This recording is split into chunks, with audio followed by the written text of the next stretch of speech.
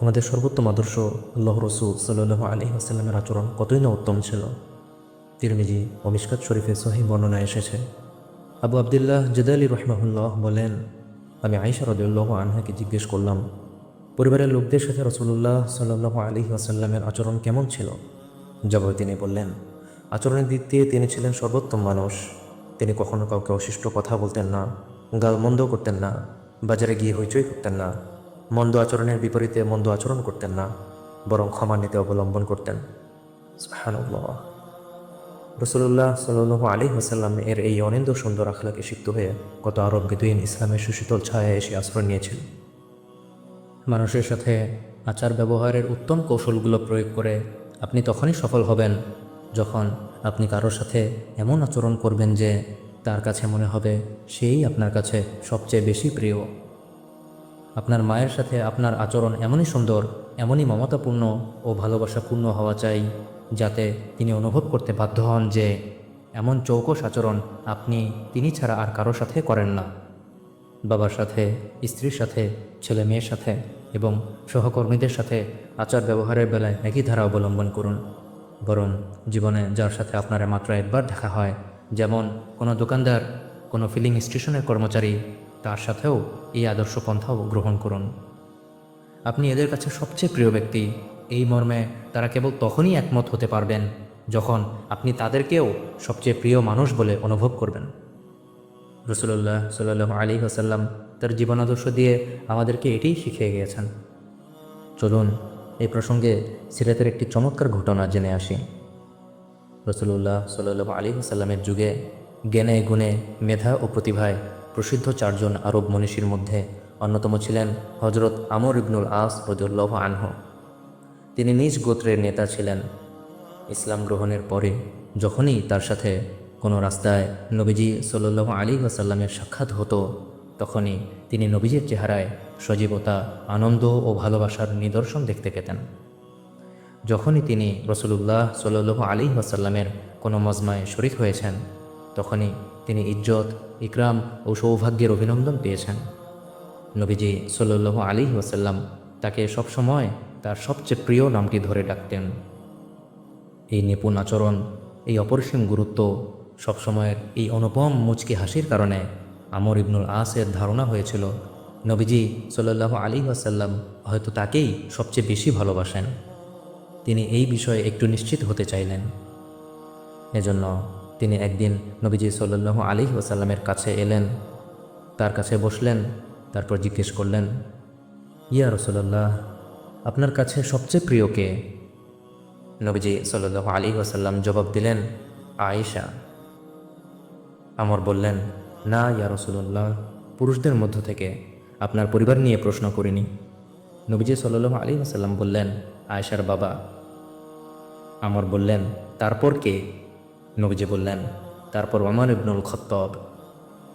আমর আবার জিজ্ঞাসা করলেন, তারপর কে? নবীজি সাল্লাল্লাহু আলাইহি ওয়াসাল্লাম তখন ইসলাম গ্রহণ ও দ্বীনের জন্য ত্যাগ স্বীকারের বিচারে অগ্রবর্তী কয়েকজনের নাম বলা শুরু করলেন, অমুক, তারপর অমুক, তারপর অমুক। আমর রাদিয়াল্লাহু আনহু বলেন, আমি কথা শুনে নীরব হয়ে গেলাম, তার কারণ নবীজি যদি আমার নাম তালিকার শেষে নিয়ে যান। প্রিয় ভাই, খেয়াল করুন রাসূলুল্লাহ সাল্লাল্লাহু আলাইহি ওয়াসাল্লাম তার আখলাকি নৈপুণ্য প্রয়োগ করে কিভাবে আমরের হৃদয় আচ্ছন্ন করেছেন। নবীজি সাল্লাল্লাহু আলাইহি ওয়াসাল্লাম মানুষকে তাদের মর্যাদা বুঝে সম্মান করতেন। মানুষের জন্য তিনি তার জরুরি কাজ মুলতবি করে দিতেন। তাদের প্রতি নবীজি সাল্লাল্লাহু আলাইহি ওয়াসাল্লামের অন্তরে কতটা ভালোবাসা ও সম্মান আছে সেই কথা যাতে তারা উপলব্ধি করতে পারে। আল্লাহুম্মা সাল্লি আলা মুহাম্মদ। রাসূলুল্লাহ সাল্লাল্লাহু আলাইহি ওয়াসাল্লামের এই আখলাকি নৈপুণ্য কোনো বানোয়াট ছিল না যে মানুষের সামনে নিজেকে খুব আদর্শবান প্রকাশ করতেন, আর যখন ঘরে পৌঁছতেন তখন তার ধৈর্য, ক্রোধ এবং নম্রতা রূঢ়তায় বদলে যেত। না, তিনি সাধারণ মানুষের কাছে হাসি খুশি আর পরিবারের কাছে রুক্ষ ছিলেন না। কখনো এমনও ছিলেন না যে বাইরের মানুষের কাছে খুব ভদ্র কিন্তু বাড়ির লোকজনের কাছে অভদ্র। রাসূলুল্লাহ সাল্লাল্লাহু আলাইহি ওয়াসাল্লামের আখলাক ছিল প্রাকৃতিক। এই আখলাক তিনি আল্লাহর ইবাদত হিসেবেই অবলম্বন করতেন, চাশত ও তাহাজ্জুদের নামাজের মতো। রসুল সাল্লাল্লাহু আলাইহি ওয়াসাল্লাম মুচকি হেসে আল্লাহর নৈকট্য হাসিলের নিয়ত করতেন। অন্যকে আদর করতেন ইবাদত হিসেবেই, মাফ করে দিতেন সোয়াবের জন্যই। আমাদের সমাজে কত স্ত্রী তো স্বামীর আখলাক, তার হৃদয়ের প্রশস্ততা, তার হাস্যোজ্জ্বলতা ও বদান্যতার দাস্তান শোনে, কিন্তু তারা ওগুলোর কিছুই সরাসরি প্রত্যক্ষ করতে পারেন না, কারণ ওগুলো সব বাইরের গল্প। বাড়িতে তার স্বামী বদমেজাজি, সংকীর্ণ মনা, রুক্ষ, কৃপণ ও খোঁটাবাজ, কথায় কথায় রেগে যান এবং চেঁচিয়ে ওঠেন। কিন্তু নবীজি সাল্লাল্লাহু আলাইহি ওয়াসাল্লামের আখলাক এমন ছিল না।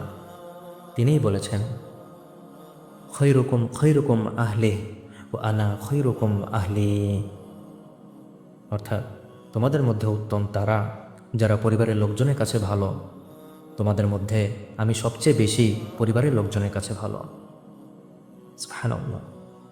আসুন দেখি রসূল সাল্লাল্লাহু আলাইহি ওয়াসাল্লাম পরিবারের সাথে কেমন আচরণ করতেন।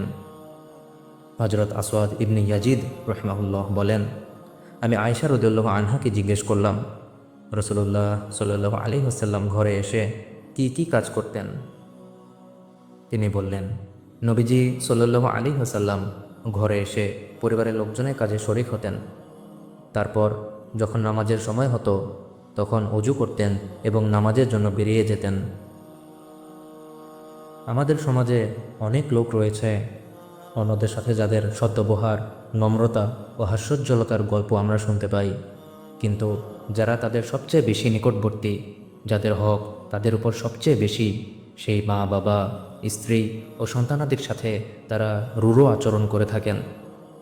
অথচ সবচেয়ে উত্তম মানুষ তো তিনি, যিনি পরিবারের কাছে, অর্থাৎ মা বাবার কাছে, স্ত্রীর কাছে, চাকর বাকরের কাছে, এমনকি শিশুদের কাছেও ভালো। এ প্রসঙ্গে সিরাতের একটি চমৎকার ঘটনা বর্ণিত আছে। একদিন আবু লায়লা রাদিয়াল্লাহু আনহু বসেছিলেন রাসূলুল্লাহ সাল্লাল্লাহু আলাইহি ওয়াসাল্লামের কাছে। ইতোমধ্যে হাসান বা হুসাইন কোনো একজন পা পা করে হেঁটে নবীজির কাছে এসে পৌঁছলেন। তিনি তাকে কোলে তুলে নিলেন এবং বসালেন নিজের পেটের উপর। শিশুটি রসূল সাল্লাল্লাহু আলাইহি ওয়াসাল্লামের কোলে প্রস্রাব করা শুরু করল। আবু লায়লা বলেন, আমি দেখলাম রসূলুল্লাহর পেটের উপর দিয়ে প্রস্রাবের ধারা গড়ে যাচ্ছে। আবু লায়লা আরও বলেন, তাড়াতাড়ি করে শিশুটিকে সরানোর জন্য আমরা এগিয়ে গেলাম, কিন্তু নবীজি বললেন, আমার ছেলেকে ছেড়ে দাও, ওকে তোমরা পেরেশান করো না। এরপর শিশুর প্রস্রাব করা শেষ হলে তিনি পানি চাইলেন এবং প্রস্রাবের ওপর ঢেলে দিলেন। সুবহানাল্লাহ। কত চমৎকার আখলাকে অভ্যস্ত করেছিলেন আমাদের রাসূল সাল্লাল্লাহু আলাইহি ওয়াসাল্লাম নিজেকে। এজন্যই তিনি ছোট বড় সবার হৃদয় জয় করতে পেরেছিলেন। মহান আল্লাহ আমাদেরকেও উত্তম আখলাকের অধিকারী হবার তৌফিক দান করুন। আমিন।